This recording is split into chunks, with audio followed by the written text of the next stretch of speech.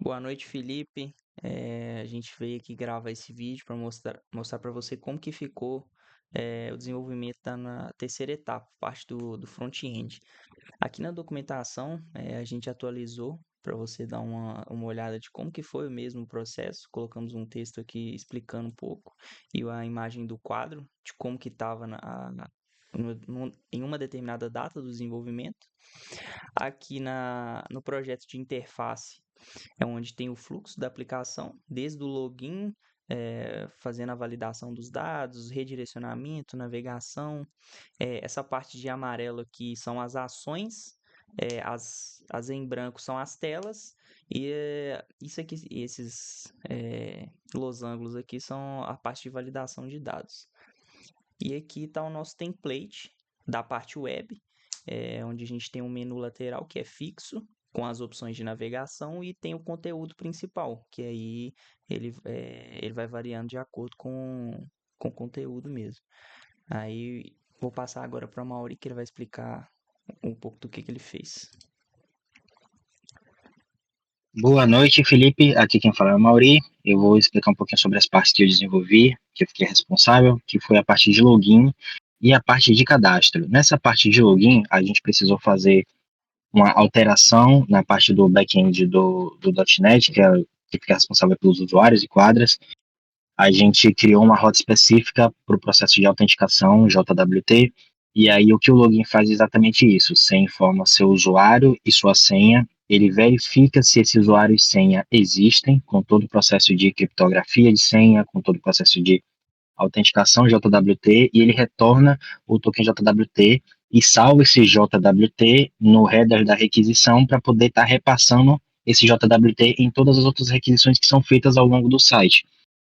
Ao clicar em criar conta, a gente navega para a área de cadastro, onde a gente pode estar criando e inserindo a nova conta. A gente pode insere o nome do usuário, o e-mail, a senha, insere a confirmação da senha e consegue utilizar a parte de criação de conta para poder estar criando uma nova conta de usuário. Eu vou passar agora para a Cid, que vai explicar um pouquinho para vocês sobre a parte do sidebar.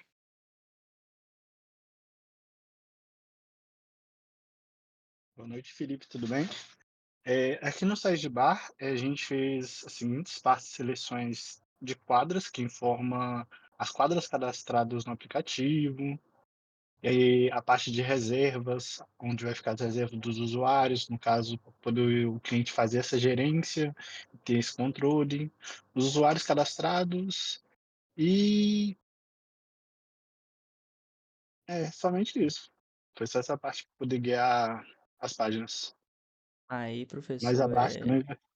só complementando um pouco aqui a fala do Cid, né? Ele seguiu o layout, né, que a gente fez lá, com o menu fixo, né, que ele colocou uma opção de logout para poder o usuário sair da aplicação. Aí bora lá, Vitor. Bora. Então, Vitor aqui, boa noite, Felipe. Eu realizei aí o desenvolvimento da quadras cadastradas, então basicamente a gente fez em React, utilizando a biblioteca Prime React. Aí a gente encontra uma tabela que tem ali nome, localização, tipo, né, dividido em colunas. Tem essa barra embaixo aí para fazer a navegação dentro da tabela, caso tenha muitas quadras cadastradas. Ali no canto direito a gente tem o símbolo do lápis, que é para editar as quadras. A gente também tem a lixeirinha, que é para deletar as quadras. E clicando no botão cadastrar quadra, a gente abre um modal de cadastro de quadra que tem os campos nome, categoria, localização, descrição e preço. Clicando em salvar, ela já é inserida ali na, na tabela também. Tá? Aí agora eu vou passar para o Gustavo para explicar a tela de usuários.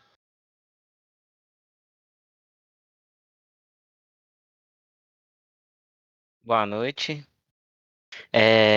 Assim como o Vitor, eu criei a página de usuários, que é uma tabela onde lista todos os usuários, e é praticamente um CRUD, né? Essa página, que usa também o Prime React para estruturar a tabela, e tem a mesma funcionalidade do menu de quadras também. Tem a opção de cadastrar o usuário, editar o usuário já criado e deletar.